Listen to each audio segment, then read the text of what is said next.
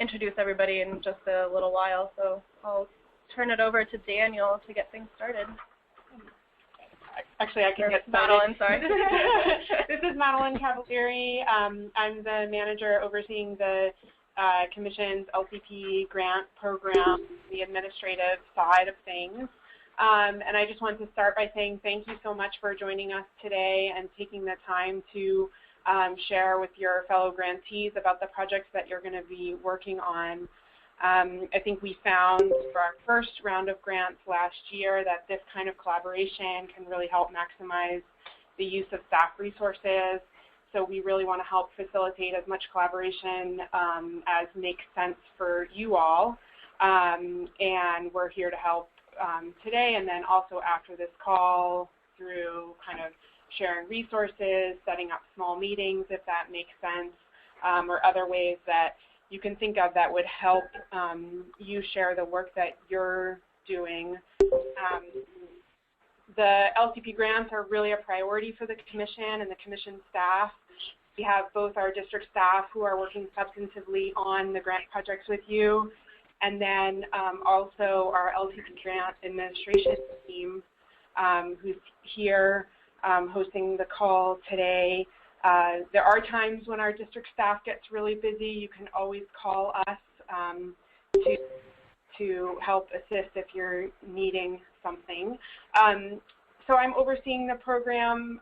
Kelsey Ducko is our coordinator for Northern California, and Carrie Batha is our grant coordinator for Southern California, and Daniel Nathan is going to be assisting them and working with the request for funds process and the progress reports progress. Carrie and Kelsey also have been really involved with the Commission C-level guidance process, and so they can definitely be of assistance there in helping to understand that document and utilize it as you move forward on your project. So on the grant administration side, you'll be working most closely with Carrie and Kelsey, and then also with the district staff for your areas. And you're also welcome to call me anytime if there's something that I could help with. So with that, I'll turn it over to Kelsey to introduce herself. Hi everyone, this is Kelsey Ducklow. As Madeline said, I'm taking care of the sort of northern and central coast grants. So I'll view on the call that's everywhere from Humboldt down to Morro Bay. And yeah, I guess like Madeline said, I've been working most closely with the Silverized guidance and now picking up some of those grants now that Hillary Papendick has left. So I think some of you worked with Hillary more closely early on, and then others of you I think were mostly starting to work with just me. But I'm excited, and as Madeline was saying, we're excited to help coordinate amongst you all with the other rounds of grants and provide assistance as necessary. Turn over to Carrie. All right, I'm Carrie Batha. I don't know what else to say because Madeline and Kelsey basically covered it. I kind of want to say ditto, but for Southern California, I'll be coordinating the grants from Santa Barbara County down to Del Mar. So I'll be your point of contact for anything having to do with your schedule. I'll be doing an additional review of requests for funds along with Daniel, and helping in any other way that I can.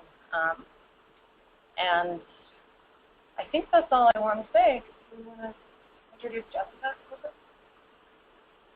And well, I'll chime in first. So this is Daniel. I'll be helping Carrie and Kelsey primarily on the administrative side with their grant management tasks, and I'll be giving a presentation on RFFs shortly. And Jessica. This is Jessica Chan. I'm also here in San Francisco. I'm the contracts analyst, and I handle the grant paperwork and help to process your RFF once the approval process has happened. Great. And then Commission district staff, if you guys could introduce yourselves if you're on the phone, maybe starting with Northern California and going south.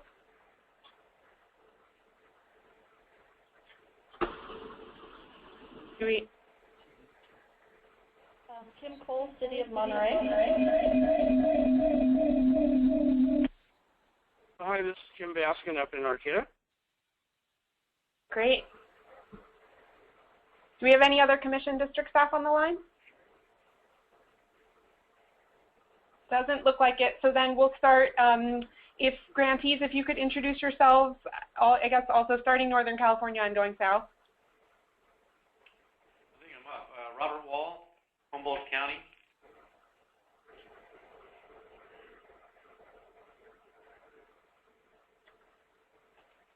Is that it? Hi, my name is Danny Serrano, County of San Diego. And Alan, can you hear me? oh, and I'm Carl Steele here for City of Carlsbad. Hi, I don't know if I can be heard because I was having trouble with my microphone. Oh, we can hear you. Can you hear me? Oh, great. Okay, thank you. Okay, this is Liz Barrell from the City of Santa Monica. Great. Heather Allen and Katie Hendricks from County of Santa Barbara. Joseph Smith with the City of Del Mar. Hi, this is Laura McPherson from the City of Los Angeles. Okay, with that, I guess we'll get started. Daniel is going to briefly run through the progress report and request for funds process. So first of all, if you could hold your questions till after the presentation, that would be great. And just so you know, this information is provided in the guidance for invoicing document sent to you with your custom RFFs and progress report templates in July. The document can also be found on our webpage under the Resources for Grantees tab and LCP Grants section. So to begin, first we want to outline a few general stipulations for invoicing and progress reports. The first is that we require that you use the LCP Grants Request for Funds form, also known as an RFF. Progress reports also must be submitted using your customized progress report template. You should all have these forms by now. If not, you can contact me or your grant coordinator. Second, we request that you submit each RFF form as a hard copy in triplicate and no more frequently than monthly, but no less frequently than quarterly. Also, if you're not completing any work during a quarter, we still request that you submit a progress report and state that no work has been completed. You do not need to submit blank RFFs if you're not requesting any funds. And we only need 3 hard copies of your RFF and supporting documentation, so you don't need to send in 3 hard copies of your progress report to save on paper. Third, upcoming RFFs and progress reports are due on a quarterly basis, so the next round will be due end of October for work completed in July, August, and September. The exact date will be October 30th. The following dates will be January 29th, April 29th, July 29th, and the same quarterly schedule will follow until April 30th, 2017. But we do, if you do want to submit on a monthly basis, you can do so, but we do recommend submitting it on a quarterly basis, as you do have to submit a progress report with each RFF. Fourth, payment typically takes 45 days from the date we receive the hard copy, not your PDF.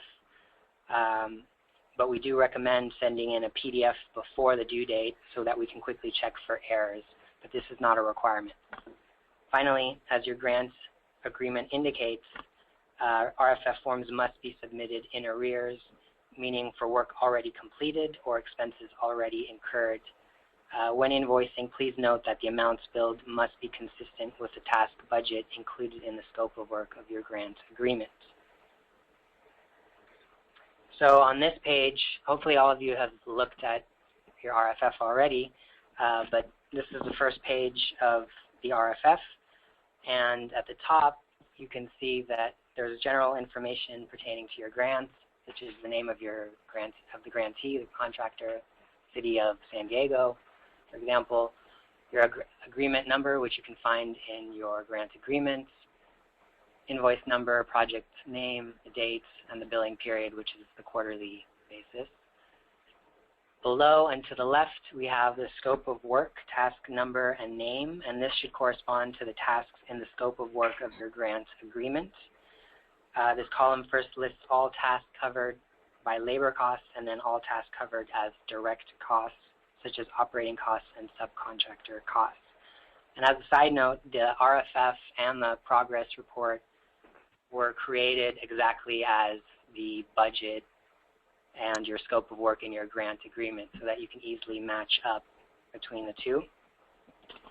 The column to the right is the task budgets, which should correspond to the project budget in the scope of work of your grant agreement. If your grant is funded by the Coastal Commission and the OPC, your RFF must include two task budget columns that reflect the allocation allowed for each task by each funding source. If you're using RFF forms specifically tailored for your jurisdiction, these columns will already be complete. The same goes for all columns if you're funded by the OPC and CCC. There should be columns for each. The columns to the right are costs incurred this period. Here is where you're going to fill in the labor costs and direct costs incurred for the specific billing period that you're billing for. Columns to the right of that are the total cost to date. And this is the total of all previous billings, including the current costs listed under cost incurred in this period. We recommend that you save each RFF that you submit and then revisit that same file and work on it again so that you have your total cost to date already there. The final column to the right is the remaining balance. And that it refers to the task budget minus the total cost to date column. And we also request that for all columns and all cells, you use 2 decimal cells so that we can accurately account of all costs and balances kept over the course of your grant agreement. Finally, at the bottom, you have your signature under certification of grantee contractor, and sign in blue ink if you can.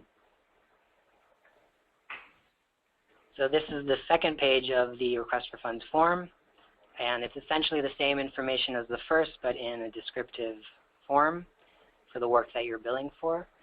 Under labor, you will list the labor expenditures that you incurred by task, excluding expenditures to subcontractors. So labor here refers to salaries and benefits of the grantee's own personnel.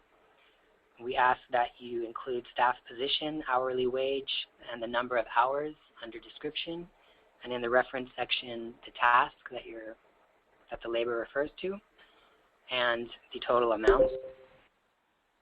Please remember that staff positions and hourly rates must match what is in the grant agreement of your work program. Below this, we have subcontractors expenditure. Here you'll list payments to consultants and any other contracted entity besides your own personnel in which you have entered into agreement for the performance of work under your grant agreement. We also request that you provide backup documentation for subcontractors' expenditures, such as your subcontractors' invoices. And your subcontractor invoices should include a short description of tasks performed, breakdown of labor costs, and backup documents for any invoiced expenses. You can also list here the invoice number that you're referring to under reference. Below this, we have the operating costs. And here you will list the project implementation materials, travel costs for grantee personnel, rental equipment, or costs of operating the grantee's own equipment. And we also request that you provide backup documentation, such as receipts for all expenses, including travel. Finally, we have overhead and indirect costs. If this is included in your budget, they would refer to, for example, a pro rata share of rent, utilities, and salaries for certain positions indirectly supporting the proposed project but not directly staffing it. Lastly, below, you have the grand total at the bottom of page 2, which is the total of subtotals A, B, C, and D, and this should equal the total on page 1. So finally, we want to highlight some important points to remember when completing your RFFs and progress reports. The first is that on your progress reports, please elaborate on tasks listed as in progress. This will help us confirm with district staff the actual work that you've completed, and it will help us process your invoices quickly and get you your money much faster. Number 2, travel expenses can be reimbursed if allowed in the approved scope of work of your budget. Please note that grant funds will be used to pay for travel expenses consistent with the state's travel reimbursement rates. For the exact rates, you can take a look at the guidance document sent out in July. Without going into too much detail, travel can be reimbursed for labor and personnel only if budgeted under direct costs in your budget. For subcontractors, this is based on your own agreement with your subcontractor, and it will be included on the RFF in the subcontractor section of the RFF. Number 3, the commission, there are certain things that we cannot pay for, and this is any conference, training, or seminar fees, registrations, the cost of purchasing insurance, or items that will be sold. Furthermore, we cannot pay for food, drinks, snacks, or prizes, with the exception of meals during travel as outlined in the travel reimbursement section of the guidance for invoicing document. Number 4, and this is an important point, you should be aware that a portion of your grant funds may be withheld until the successful completion and commission staff review of the final deliverable of each task. This may be up to 20% of the task budget for the task that is being billed. So for example, if you have a task budget of $10,000 for a task and are billing for the total amount of that task without completing the deliverable, we may in some cases withhold up to $2,000 until the deliverable is complete. Number 5, final deliverables are due by April 30th, 2017. If you find that you're not going to spend all your grant funds, please notify your grant coordinator so that we can reallocate those funds as quickly as possible. Finally, you should develop a sound accounting system to track your LCP grant expenses, as records must be retained for a period of 3 years after the final payment by the Commission.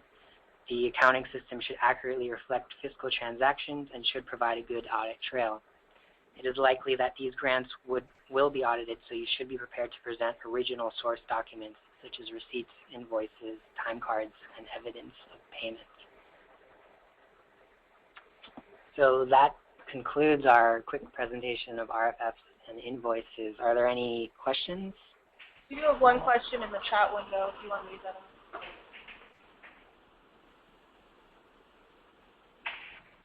Should benefits be shown separately from hourly cost for in-house labor? Do you want me to answer that? So this is Jessica. The benefits should be reflected the same way that it is shown in the budget of your grant agreement. So on Exhibit B1 of your grant agreement, there's a column under labor costs that says hourly rate, and that amount should include the salary plus benefits, including fringe benefits per the guidelines. And so you should have included any benefit amount in this budgeted line item per task as broken down on your budget part of your grant agreement. So you should then indicate it the same way on your RFF. Any other questions?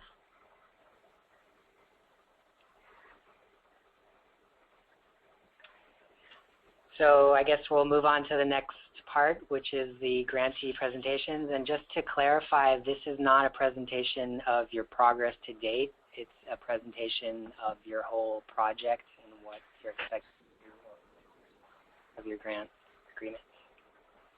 So it looks like with the next slide, we'll get started with County of Humboldt.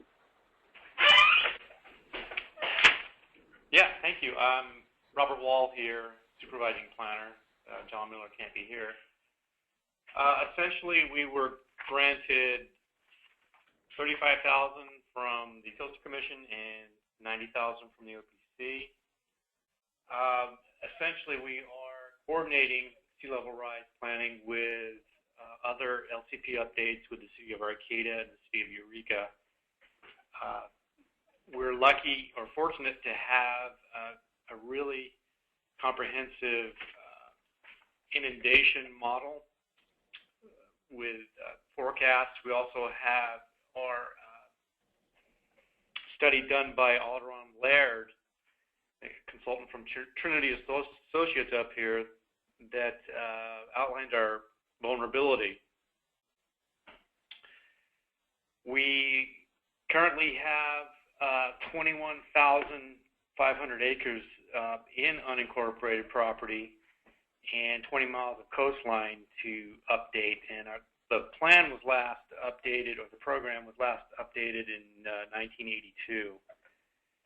And the main issues we're looking at are probably saltwater intrusion. We've got a lot of agricultural lands that are vulnerable to saltwater intrusion via sea level rise. We are working with a very large inventory of coastal dependent industrial properties.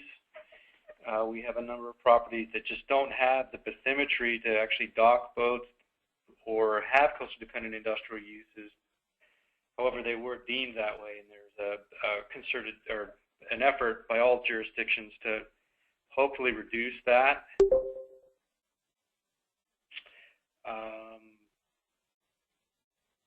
So I think those are the main points. I know Jim is online. If you've got anything to add, Mr. Baskin? No? So essentially that's where we're at. Sorry, we're going to go back and forth in between buttons on my phone. No, I think you pretty well covered it, Rob. Yep, thanks.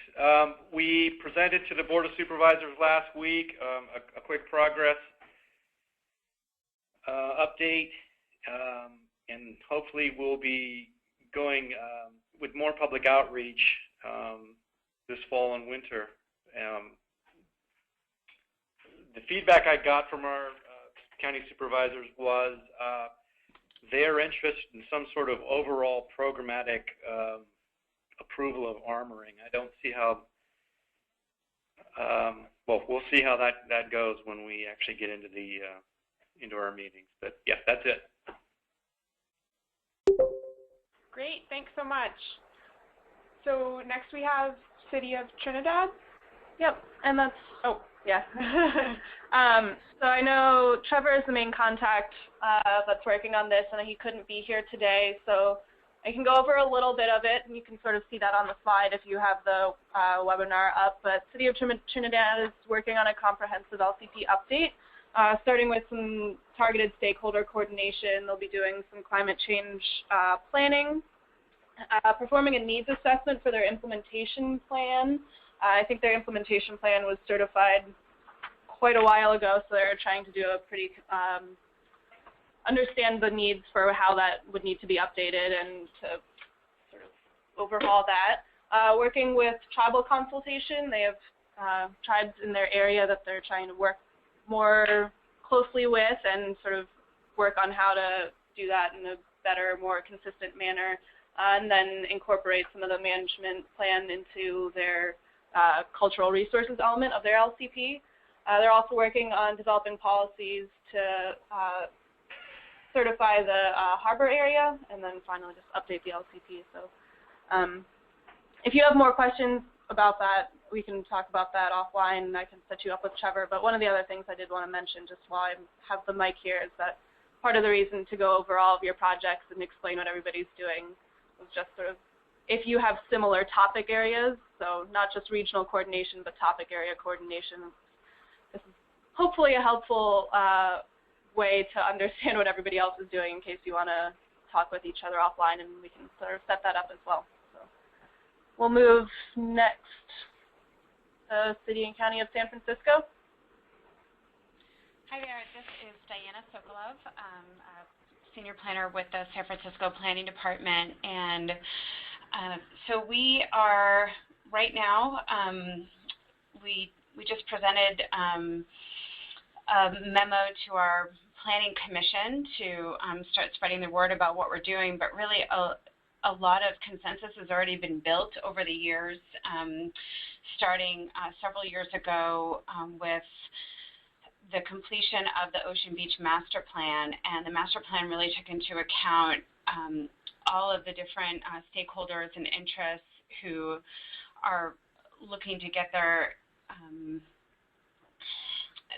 ideas forward on how to solve for sea level rise and erosion along Ocean Beach. And so this was a 18-month planning process that involved the City and County of San Francisco, a host of federal, state, and local agencies and community stakeholders, and included one-on-one interviews with probably dozens of agencies and stakeholder groups, experts, scientists, lots of public workshops and individual meetings. And so this process, this amendment process to our local coastal program, so it's not a full-blown update, it's an amendment to our LCP, is really going to build on and benefit from this planning process that already was completed in 2012. And so we're really just going to capitalize on all of the goodwill and collaboration that occurred through that Ocean Beach Master Plan process and incorporate the actionable policies from that master plan that are related to erosion and sea level rise. And so we received a budget, you can see here about $173,000 to amend our local coastal program. And what we're going to be doing is, in addition to some additional outreach and consensus building on the Ocean Beach Master Plan process, is to reevaluate the local conditions out there in terms of sea level rise, erosion, storm surge, and the FEMA is actually conducting an open coast analysis, updating their mapping program, and so we're going to be taking a lot of information from technical experts at FEMA and using their mapping data to reevaluate our mapping data and make sure that we really understand where the critical hotspots are along our coast and our vulnerability. And we do have quite a bit of vulnerability. We have some really significant, it's mostly public land out there along the coast, but we do also have some very significant and critical wastewater infrastructure out there as well. So our Lake Merced Tunnel, which runs along the Great Highway, and the Oceanside wastewater treatment plant is out there. And so this program to amend our local coastal program is really, or this initiative is really about a combination of techniques that we're hoping to employ along our coast, including managed retreat. So taking out a portion of the Great Highway along the Pacific coast and rerouting it south of the zoo, and possibly narrowing the Great Highway in other areas, creating new trail systems, but also putting in place some hardscape, but hoping to make sure that in the process we're increasing public access to the coast and recreational activities out there. There are a lot of, I feel like a lot of these programs are really about trade-offs and what we can do to make sure that we're building communities that are sustainable and resilient, but also respond to the fact that we have some significant capital infrastructure investment already along our coast. So trying to facilitate that dialogue and be sure that we reach consensus along the way. That's about it. Great, thanks so much. So we'll move to City of Monterey. Hello, my name is Kim Cole. I'm with the City of Monterey, and we are initiating a new LCP for our community. We have never achieved certification, so we're basically starting at ground zero. It will include sea level rise adaptation studies. We'll be building upon a substantial amount of work that was completed by a work group here in Monterey called the Southern Monterey Bay Coastal Erosion Work Group, which evaluated various adaptation strategies just very broadly about their feasibility in the city of Monterey. The only thing I'd like to add is we're probably going to be kicking off, the Monterey Bay Aquarium just came forward and has offered to host a series of public workshops on our marine protected areas, and just to give broad education about a lot of the completed scientific research about the Monterey Bay, our national marine sanctuary, and the special issues that confront it. And that's it. Great, thanks. So we'll move to City of Morro Bay.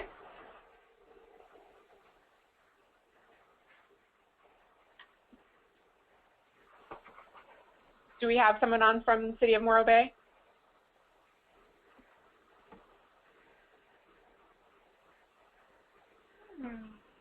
Doesn't look like it. This is Kelsey also again. I was hoping that Geisha would be online, but I mean, you can see also from this slide just what Morro Bay is working on, comprehensive LCP update, working with public engagement, public outreach, vulnerability assessment, and then just identifying key issues facing Morro Bay and developing a land use plan from that, as well as implementing ordinances. Yeah, and this is Madeline. So I'm not actually.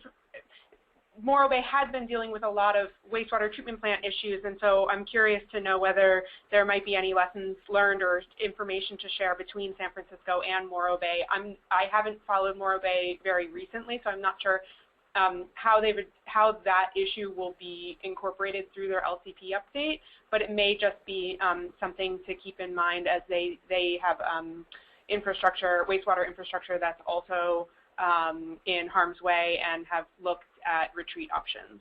And I know they're only just getting started as well, so not too much work done yet. Well, folks are welcome to contact me. This is Diana. If I can be of any help, happy to. Great. Thanks. We'll keep moving south then. Santa Barbara. Hello. Okay, you can do next slide. So our Coastal Resiliency Project is a multi-year effort to evaluate sea level rise and other coastal hazard impacts along the county's entire coastline. Our project involves 4 steps. It's the modeling and mapping these impacts, developing a vulnerability assessment and adaptation plan, and amending the county's local coastal program to include new or enhance existing coastal hazard policies. Next slide. So our project boundary spans the entire coastal zone for the county. Our coastal zone goes roughly 1,000 yards inland, but the boundary expands further inland in several areas because of important habitat, recreational, and agricultural resources. But basically, we're going from the San Luis Obispo County line to the Ventura County line. We're not including Vandenberg or the Channel Islands. And the project includes the cities of Carpinteria, Santa Barbara, Goleta, and a small portion of the city of Guadalupe. We just finished our South Coast modeling from Rincon north to Halama Beach County Park this past June. And we're starting our second modeling phase, which covers the county's north coast from Halama Beach County Park to Guadalupe Dunes County Park. Next slide. So the project is funded through grants from the Climate Ready Grant Program, LCP Assistance Grant Program, and the LCP Sea Level Rise Adaptation Grant Program. We're working closely with the cities of Carpinteria, Santa Barbara, Goleta, UCSB, the Nature Conservancy, USC Sea Grant, California Sea Grant, and of course Coastal Commission and Coastal Conservancy. Our project was initiated in July of 2014, and we're proposing to submit our LCP amendment by summer, or I guess April of 2017. Next slide. So for the modeling, we're working with ESA and Rebels Coastal to look at sea level rise and other coastal hazards to identify future cliff and dune erosion, extreme monthly flooding, 100-year flooding, wave run-ups, and lagoon flooding. And we're basically basing our project off of the Nature Conservancy's Coastal Resilience Ventura project. So next slide. Oh, cool. We also have our own Nature Conservancy Coastal Resilience Santa Barbara page. We have the South Coast modeling on there now, and once our North Coast modeling and mapping is complete, all of those hazard zones will be on the mapping page. And we're sharing all of the shape files created from our coastal hazard zones with all of the jurisdictions and any other agencies or nonprofits that want all of our shape files in the south coast of Santa Barbara County. And last slide. Oh, sorry. This is our mapping tool, which has all the hazard zones. Again, next slide. And here is all of our next steps and proposed completion dates. Okay. Thanks. Great, thank you. So we'll move on to City of Oxnard.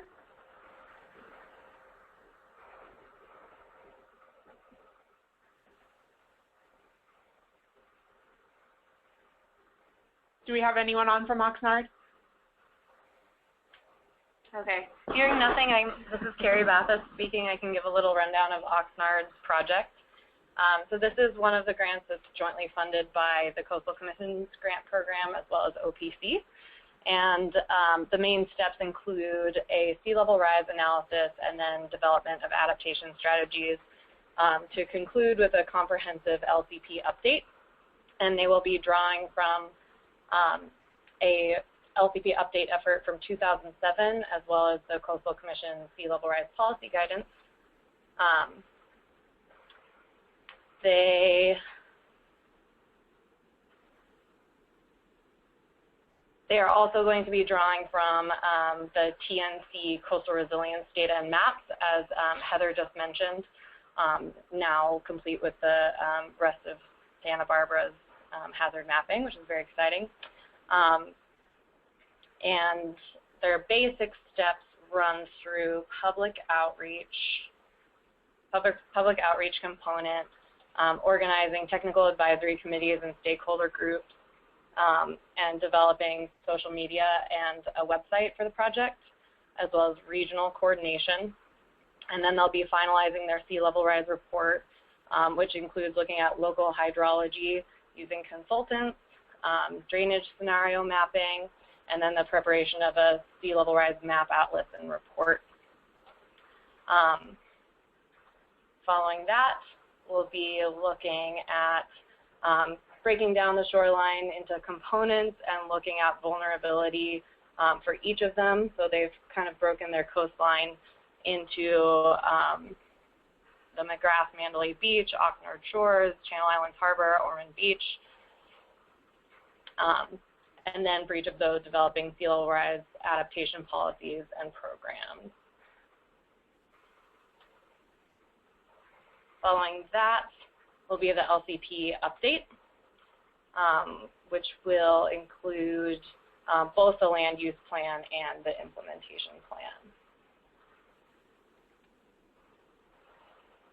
And just from my limited knowledge so far, I'm sure they could summarize their main issues better, but they will also be looking at some large coastal infrastructure, including power plants. So that's a subject that could be coordinated with Oxnard if you have similar issues. Great, thanks, Carrie. So it looks like we'll move now to City of Santa Monica. Hi, I'm Liz Barrell here at the City of Santa Monica. So our program here is to develop a new LCP. We have a land use plan, and we've never had an implementation plan that was certified. So the goal of this project is to update the land use plan and get a certified implementation plan. And a lot of changes have happened in our city, so we want to reflect that. One of the key things we want to get into our plan is the city's overall objective for sustainability, including developing a more multimodal community, and reflecting in our coastal plan all of the work that's being done on basically getting people out of their cars, with the light rail opening next spring, and new bike facilities and bike share and all the things that we're doing here. So we want our land use plan to be reflective of where we're really at today, and then we also, want to get this all into the implementation plan. And along with that, of course, addressing the issues of sea level rise that you've all spoken about. There's a parallel grant that was granted, I think, a year or two before this grant, and the work on that has got started, and that's with USCC grant, and with our Office of Sustainability and the Environment. So they're the leads on that, and that should produce some really important data. It's actually a grant that was led by the city, but it's a regional grant, so it's developing information about sea level rise projections for the coastal area in Los Angeles near us, as well as in Santa Monica. So that's going to feed into our policies that we'll be developing for this, and that's where we are. We've had a little delay in getting the project started, but we, at this point, are about to bring on an in-house assistant planner who will be working with me, and also consultants. So we're moving along on that, and I guess that's kind of where we're at. Great, thank you. So now we'll move to the City of Los Angeles. Hi, this is Laura speaking, and I'm working on the comprehensive update for the local coastal program for Venice. And we're looking at the community of Venice, and 85% of the community is actually in the coastal region, so just south of Santa Monica and north of Marina del Rey. As you can see from the slide, we're going to be doing some work with public outreach, and that will involve coordination of a new website and making a lot of this data available. And we also want to have a discussion and forum component to that as well. And we'll also be doing a lot of work on developing, as part of our land use plan, vulnerability assessment, looking at sea level rise and climate adaptation opportunities. And we'll also be doing a coastal resource assessment. And in addition, we'll be also looking to integrate a lot of the new plans that the city's been working on in the last 10 years. The last time the city updated the plan was in 2001, and the implementation plan was never actually certified. So the new general plan elements we'll be looking at particularly mobility, health, and housing. And so those policies will also be integrated into the new land use plan. And the end goal is to have a certified LCP. Great, thanks.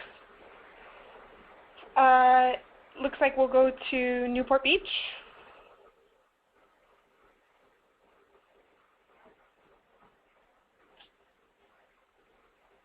Anyone on from Newport Beach? Okay, this is Carrie again. I'll give a rundown of their project. Unless I hear a voice, you might be muted, but I'll just get started.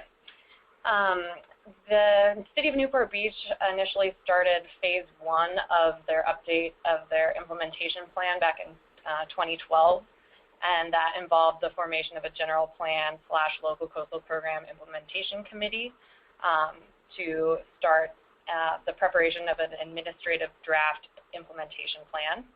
And now this grant is funding phase 2 of that effort, which involves community outreach, continued coordination with Coastal Commission staff on that IP update, which has started already, local public hearings, and then the submittal of an implementation plan for certification. And I think that's all I have on that. They have also kind of broken their coastline down into geographical segments, and also have issue specific meetings planned. So that includes communities like Corona del Mar, West Newport, Balboa Island, and then they also have issue-based meetings, including coastal bluff and canyons, and then coastal zone property owners. I think I'll conclude there. Okay, thanks. And we'll move on to County of San Diego. Hi, this is Danny Serrano. Yeah, so we last comprehensively updated our local coastal program in the early 1980s. And since then, there have been annexations, incorporations, and So along the way, the county has updated its land use plan, most recently in 2011, to be consistent with our county's general plan update in 2011. However, we have not done a comprehensive update of the land use plan and the implementation plan since the 1980s. And so our efforts today include, looking at the existing conditions, issue assessment, preparing a land use plan, and subsequently an implementation plan, and taking it to our board, and then subsequent to that to the Coastal Commission. And that's pretty much it. Great, thanks. So we'll move to City of Carlsbad. Yeah. Hi, it's Carl Steele at the City of Carlsbad. So we are in the midst of a general plan update. A few years ago, it started with what was called the Envision Carlsbad process. And we hired a consultant and are almost done with our general plan update. We got recommendation from our Planning Commission a few weeks ago. We're going to the City Council next month. So we've been really focused on getting our general plan update done. Initially, it was thought we would do an LCP update and zoning update with the general plan update, but then this grant came along, and sea level rise has been coming along, I guess, for a long time. So we need to do that work as well.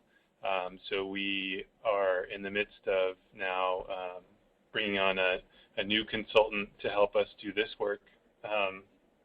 So we'll be doing sea level rise analysis for our area, for the City of Carlsbad. The coastal zone in our city is about 1/3 of the land area of our city, so it's a lot of properties and a lot of different issues. We have a power plant near the coast. We have 3 lagoons. We have significant hotels and tourism type commercial activities that occur around our lagoons that are in the coastal zone, so that'll be significant. Our downtown area where the village is in the coastal zone, so be a lot of interesting issues that we'll get into. So we'll be doing a comprehensive update of our LCP and our implementation plan, and then we'll also be doing a comprehensive zoning update for the whole city, but most of the changes in zoning will probably actually be in the coastal area. So really exciting time for advanced planning in Carlsbad. We get our general plan update done here, and then hopefully do all of our LCP work and be done with that in a couple of years as well. So that's where we're at. Great, thanks. And then it looks like last will be City of Del Mar. Yeah, hi there. This is Joseph Smith. I'm a senior planner with Del Mar. I just put a few slides on here just to give some fun photos, but much like everyone else, we're doing a similar project, vulnerability risk assessments with an adaptation plan and then an LCP amendment. We do have a certified LCP, both implementation and use plan. So we received $100,000 from OPC, and then the city did a $100,000 match. So our project is a $200,000 project. Next slide. Just wanted to just highlight a few pieces of the city. Del Mar is quite small. It's only 2 square miles. We're entirely in the coastal zone, and our beach line is 2 miles in length. But within that area, we have some pretty unique components that we'll need to address. Obviously, our beaches, which run the entire length of the city, and beachfront residential, commercial, and parks. Some bridges. We do have the Coast to Crest Trail, which is being planned through the city. The big issue is the Del Mar Racetrack and Fairgrounds, which is within the flood area, and the San Diego River and Lagoon. Lagoon is a conservation area that's been protected, and then also the rail line that passes through the city. Next slide. Looking at the south end of town, this will be an interesting part of our project to address. We have 1.5 miles of bluff, pretty much all natural, with a very limited retaining or shoreline protection going down it, with a continuous beach. But we have the railway. For those that have gone on the train down to San Diego, you'll go down this bluffway, and this will be something that we'll have to address in terms of what the future adaptation strategy is going to be. The rail is used for commuter as well as Amtrak and freight, and so there's lots of fun issues that we'll have to address as part of our work here. Next slide. The reason that we applied for the grant really is built on this photo. I just put this in here for context. This was the cover of our grant application. This is showing the fairgrounds at present up top. For those of you that have been to the horse race track, it's beautiful. It's on the coast, but it was built back in the 20s in the lagoon area, and you can see what happens when we get a huge flood. The San Diego River does come down and meet the coast, so a heavy part of our work will be to model both coast and river flooding, and then how that impacts here at the lagoon, which again was a restoration project that's currently a conservation area. Next slide. I guess we weren't supposed to touch on this, but we did complete a few things already. We established the Sea Rice Committee. We did hire a technical consultant to help us. We went with ESA. I thought I'd let everybody know. And then we also held a first committee meeting, and then we're currently working on the next stage, jumping into the vulnerability risk assessments. And so with that, that's all. Thank you. Great, thanks so much. So does anyone have any questions either for Coastal Commission staff or for each other? I know we did have one question that we got through the chat window about changing the budget between tasks. I think in this example, because there's the newly hired subcontractor consultant thinks a task will take a different amount of time, so they're asking about switching around budget between tasks. Did you want to comment on that? Yeah, so we would do an amendment to show the change in the budget, and just the main thing is that the overall dollar amount can't change for the total amount of the grant, but we can do an amendment to reflect that change just as long as your grant coordinator is okay with it. Yeah. So I think, Kim, that was you who commented on that, if I'm remembering correctly. So if you can just contact me, this is Kelsey. Can I just have one follow-up question to that? They're even asking that as they're working on the document, maybe one section, maybe the existing conditions section goes faster than they anticipated, but the policies take longer. So they want to know if they can take, even if we renegotiate the contract now with you, they want to know as we're in progress, can they shift money to different tasks? Or does each one require an amendment to the contract if we go that route? I think it depends on the flexibility that gets built into the amendment. So I think that, we want these projects to be successful. We don't want them to be burdened with, a lot of restrictions that make it difficult to move through the process. And so I think the best thing to do is to work with Kelsey and let's see if we can come up with a plan for you that gives some flexibility, but then also allows us to, of course we have constraints of our own that we're going to be working with. Sure, thank you. Any other questions for us, for each other? Comments or concerns?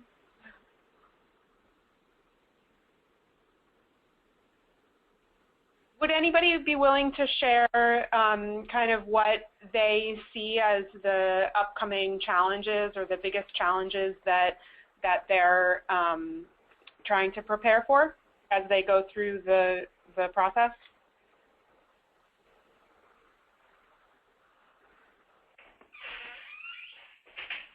This is Humboldt County. I think our biggest challenge up here is we've got a mentality of we want to armor everything, including our agricultural areas and our industrial and commercial areas, and that's going to be a challenge for us up here regarding armoring, especially agricultural lands where they would, likely be a retreat area. I'm already hearing from the county supervisors that there will be an effort to armor these ag areas. So we'll see what happens. Yeah, I have to say I'm surprised to hear that as I also kind of considered, well, Humboldt, there's room up there. Maybe that's a place that we could get into more retreat options. Have you thought through how, I think always the public involvement process can get really tricky. Have you thought about how you're going to be engaging with the different stakeholder groups, whether it's the Farm Bureau or the other kind of ag interests? Well, so far, yeah, we've approached the Farm Bureau, and they're putting together a subcommittee regarding that issue. And I'm sure other interest groups will join in when we have more outreach. Like some of the other jurisdictions, I think Carlsbad, we're updating our general plan also. And we've been hearing, little inklings of that information coming through our general plan update hearings that we really don't want to let these areas retreat. Let alone that, they're going to have saltwater intrusion and probably high groundwater once we get out of this drought. Mm-hmm. So it's going to be an interesting challenge, but hopefully, the subcommittee of our Farm Bureau will help out. Do you see things that the commission could assist with in helping through that process? I don't know if Jim's going to like me after this, but actually having local commission staff at, possibly some of these meetings would really help, getting everyone in the same room and letting them know the regulatory process regarding armoring and conflict. I'm sorry, Rob. I think that presence would be crucial, both in terms of just the educational role of explaining the regulatory role and the where the commission, if you will, is coming from on this. And then I think a big part of this is just going to kind of come down to simple economic comparisons of what the relative economic return on maintaining those agricultural lands or attempting to maintain those agricultural lands in production, where the income is going to be on maybe $1,000 per acre, as opposed to acquisition and retreat, right, and whatnot. So that's admittedly, as you say, it's going to be a hard sell to some folks. There's definitely some strong feelings about the legacy of agriculture on the coast in Humboldt County. That's not to say that there isn't a role for armoring somewhere where the assets are significant, i.e. port development and that sort of thing. But when you're talking about grazing lands and we don't have the income per acre that San Ynez Valley or someplace like that has with the floriculture and whatnot, then I think it's basically just going to come down to looking at two columns of numbers and saying which one's higher than the other. Yep. Good point. Yep. Great. Well, thanks. Does anyone else want to share kind of the challenges that they see upcoming, or discuss what might be most helpful coming from the commission? This is Kim from the City of Monterey.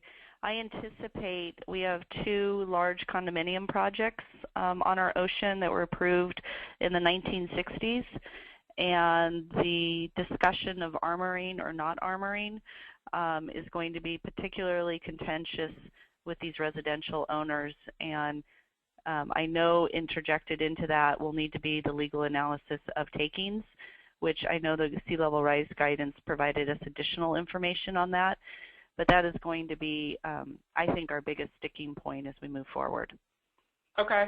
So and would you be looking for more detailed well, it sounds like you would be looking for more detailed information about takings, and then also for the takings in that case? Correct. That would be very helpful as we pull in our legal team here to have maybe your staff available so they could consult and find out your opinion on that issue and participate, especially with these residential homeowner groups. Mm-hmm. Great. Okay. I just would add that I've also heard from our Office of Sustainability Environment people, this is Liz in Santa Monica, that I think this is also an issue they're very interested to see once we get the data and see what sort of impact we can be expecting, that we also expect to have this be a major question. The takings issue. Yeah, right. Okay. And well, retreat versus armoring and takings, and whether it's a taking, and right. we're the type of city people like to sue, so I'm sure we'll be very, interested to see what other cities are able to find out about that. Right. Okay.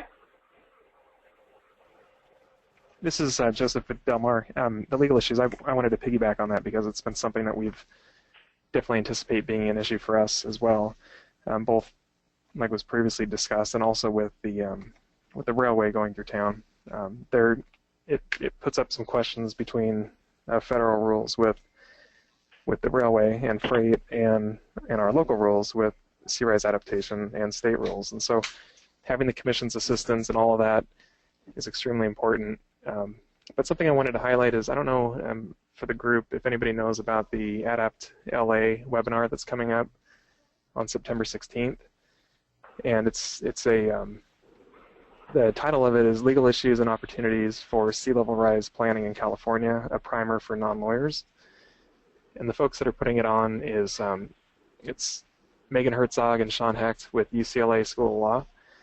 And these folks have been trying to hit some of these legal issues head on already, and I think this webinar is going to be extremely vital for anybody that wants to jump into it. I'm more than happy to send a link if anybody needs that, or can send it to the commission and they can forward it out. Yeah, one of us could send it out to the group. That's a really great point. Thanks for raising it. And I think the issue of, I haven't personally dealt with the railroad issue and the federal laws versus state, but I know that we're dealing with it constantly on the telecommunications and other federal laws, and so we can definitely bring that to our legal staff now to give them a heads up that it'll be coming down the pipe for them.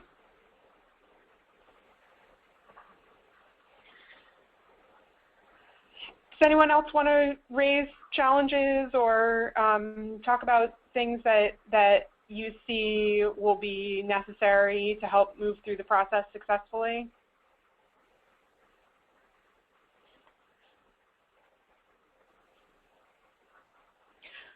One other thought that I had is that it seems like different jurisdictions can have different experiences with the public involvement process. And I wasn't sure if someone wanted to talk about kind of we heard a little bit from Humboldt. I don't know if someone else wants to raise issues about public involvement. Obviously, sea level rise and adaptation issues are something that are very difficult to discuss. I think in Marin, they had a kind of a creative way to engage with their public. I know San Francisco has done a lot in partnering with Spur, and I wasn't sure if someone on the line might be willing to either share concerns or maybe previous successes that that others can learn from.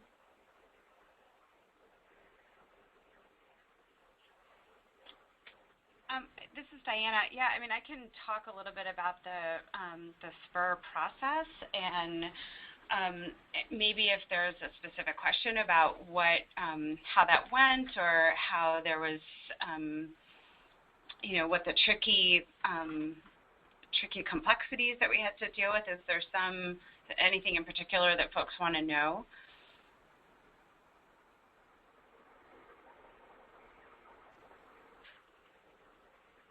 Maybe you could just really broadly explain how the process worked, just so that everybody's aware.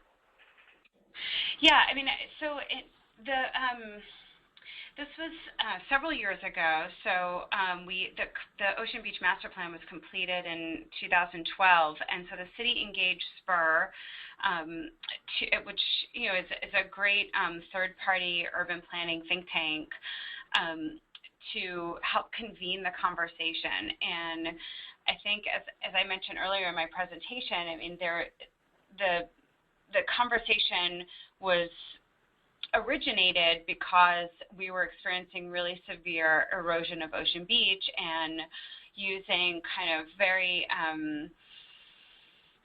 probably not well thought out emergency techniques to stop the erosion, like a lot of revetment and boulders and things that were just sort of putting a Band-Aid on the system. And we have a lot of different uses out there along Ocean Beach, and people were finding that the erosion wasn't necessarily being curbed by this, and there were extreme storms, and we were getting a lot of flooding of the Great Highway. And we've got people who are surfers out there who were sort of noticing a lot of the changes along the beach, and really a lot of active recreation out there. And of course, the people who want to increase the trail system out there and public access to the beach. We had some aesthetic issues.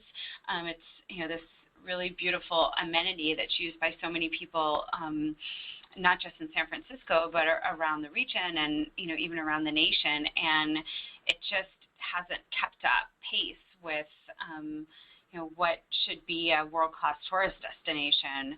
And so there were just, and then of course we have our wastewater system out there. So we've got our Lake Merced Tunnel and our Oceanside Treatment Plant, and which is a major capital investment that is certainly not even close to its useful span of life. And so, there was a need to really just convene the conversation. Okay, what is it? What is the problem? And what are our vulnerabilities? What are the risks? And what does the science say? And how do we engage the community in thinking through those trade-offs? And so there was a multi-year, a little over 2-year process to really talk about with the community what the community wanted, and educating the community and really elevating the public dialogue around what the trade-offs are and what's feasible and what's not feasible. And so the process culminated in our Ocean Beach Master Plan, which is really was kind of our way to say, okay, well, this represents as close to consensus as I think we were going to get on what we could do to save the beach, and also provide for the different uses that the beach and the public land provides to the community. And so it was really a way that we all came together and said, okay, this is a really good path forward. And we did it very, very intentionally with several public workshops, interagency advisory committee, a leadership level steering committee, one-on-one interviews with stakeholders, and a lot of really good data. We flew LiDAR, so we have a lot of really good information on the risks and vulnerabilities, and a lot of information on the climate science out there and what we are going to expect. And so now where we are is amending our local coastal program to incorporate some of those actionable policies and recognizing some of those trade-offs. And we're also working on a coastal management framework, which is an implementation plan to actually implement some of the short-term techniques, which are going to include beach nourishment and and so there's a dredging plan that we're going to take. We're going to work with the Army Corps of Engineers to take sand from different areas that are being dredged around the bay and bringing those to nourish the land around where the severe erosion is happening. There's going to be a bluff system that's going to protect the tunnel and the outfall structure, but also create a way that you can still have public access and recreation, a trail system out there. We're also looking to move the Great Highway south of the zoo so that we're not still concerned about whether the highway in the most vulnerable location is going to continue to flood and maybe even provide a reason for more erosion to occur along the beach. And so it's kind of a multi-pronged approach, but it was done in a way that feels very satisfactory to people. And I think that it's just important to really just convene that conversation and have people understand what all the different trade-offs are and what it costs to actually. I mean, a lot of folks wanted to just move the tunnel and the wastewater treatment plant out of harm's way completely, and I mean the cost of doing that and is balanced against the cost of protecting it in place for its useful life, that all of that information needed to get out into the public for transparency purposes. And so I feel like we're in a really good place in terms of moving forward, and now we just have to get those policies into our regulatory system. Great. Yeah, thanks. Do you think that you saw at any point that there was a shift in the public sentiment? So do you think that you saw people who at first were resistant to natural options or retreat type options that then kind of shifted their opinions?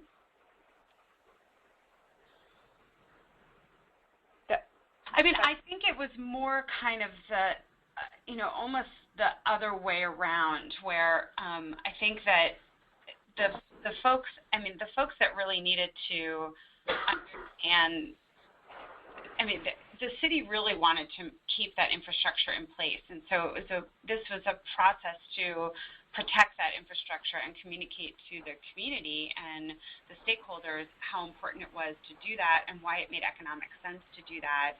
And if you could do that at the same time you're meeting everyone else's needs for the most part, then that's, I think, where the shifts happened. And so there were most of the I think in the end everybody got what they wanted, but certainly there are still some complications. I mean, there are a lot of people who still want to drive out to the ocean and park their car in a parking lot and look at the sunset and have this sort of slow-moving pleasure driving along the Great Highway. I mean, there are still those people out there and who think that you should also just move all the infrastructure out of the way.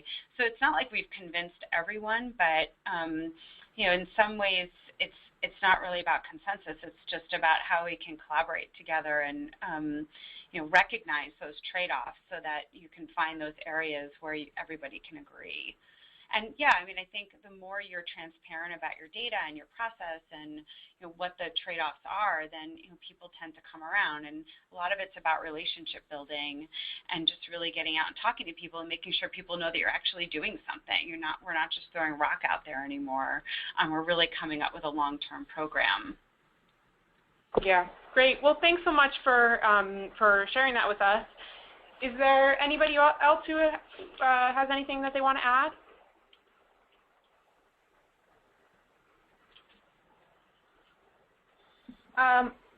Unless anybody was about to speak, I might just add a little bit.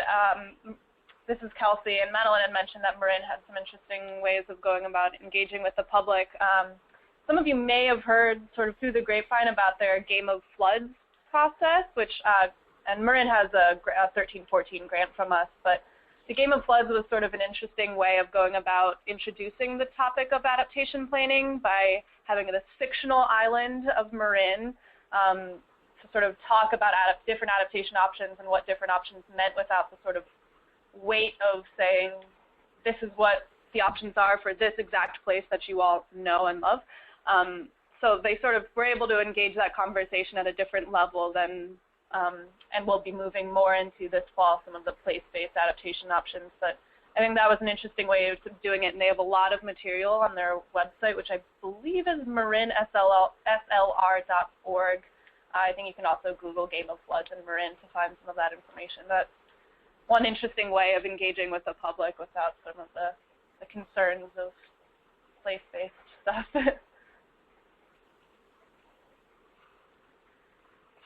So unless someone has other questions or comments, I guess we'll finish early here. Everybody can go get some lunch.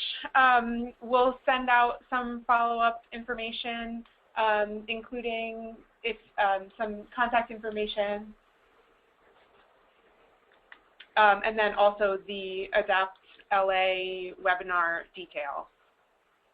And just a couple of next steps, since we're a little bit early still. I think a lot of this stuff, information, concerns, and all that stuff is going to overlap heavily with some of the Sea Level Rise guidance outreach that Carrie and I and the rest of the Sea Level Rise team will be working on. So we're finishing, well, we're developing an outreach plan and some workshops related to the sea level rise guidance. So as that sort of moves forward, we'll keep you all in the loop with those kind of workshops and events that we might have, as well as trying to coordinate any concerns you guys have that might relate to other grants that are ongoing, try and coordinate all of you. So. Yeah, and following up from what Kelsey said, the intention of these sea level rise guidance outreach events are to not only kind of provide additional information on what is in the guidance that is now adopted by the Coastal Commission, but also just provide a venue to have a conversation about it, how it's used, whether it's useful, what specific topics are coming up for people who are embarking on these sea level rise vulnerability assessments, and kind of provide a conversational venue. So if you have any meetings that are coming up where you think having our presence would be appropriate and could provide an opportunity to have some two-way conversation about it, please feel free to reach out to Kelsey or myself to loop us in. Or if you would like to organize a specific topic-based meeting or geographic meeting, we'd be happy to hear your thoughts and do our best to put that kind of thing together. I think that's it. All right. Thank you so much, everyone, and we'll be in touch. Thank you. Okay, thank you. Thank you very much. Bye. Thank you.